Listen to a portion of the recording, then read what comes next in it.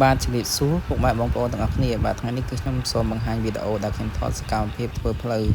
គឺផ្លូវកបៅបងប្អូនគ្នាមេភូមិពងអស័យទាំងអស់គ្នាហ្នឹងទាំងភូមិត្បូងភូមិជើងនិង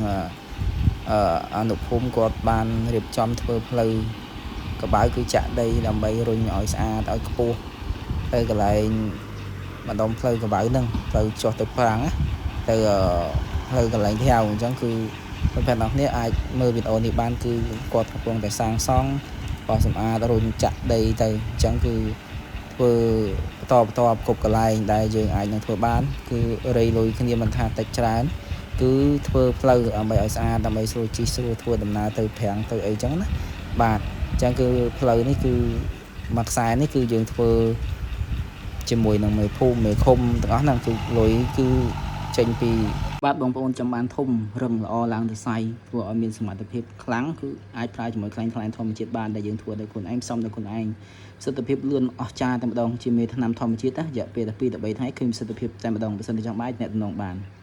បងប្អូនមេភូមិមេឃុំនិងអនុភូមិអីទាំងអស់និងជាពលរដ្ឋទាំងអស់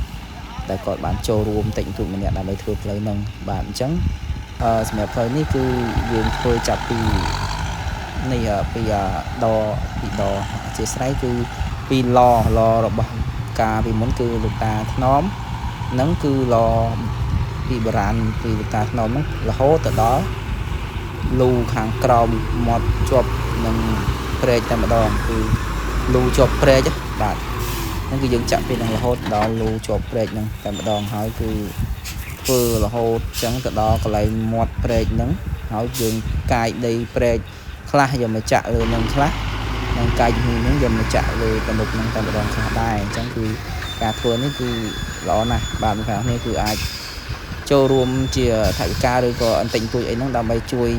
យើងសាងសង់គ្រប់កន្លែងដែលគាត់ម្រងធ្វើផ្សេងទៀតតទៅអញ្ចឹងបងប្អូននេះហើយក៏ជួយជាមតិឲ្យបានគ្រប់គ្នាដើម្បីថាកន្លែងណាដែលលំបាកគឺយើងចេញមតិប្រាប់គាត់ទៅប្រាប់ថាមេភូមិមេឃុំគឺកន្លែងនេះគឺលំបាកខ្លាំងណាស់គឺអាចជួយសម្រួលការធ្វើដំណើរធ្វើផ្លូវឲ្យខាងពួកខ្ញុំផងអញ្ចឹងទៅគាត់ក៏ទៅមើលផ្ទាល់ហើយគាត់ក៏ចុះធ្វើបន្តទៅទៀតអញ្ចឹងគឺយើងត្រូវមើលការជាក់ស្ដែងគ្រប់កន្លែងដែលយើងត្រូវសាងសង់ឬក៏ថា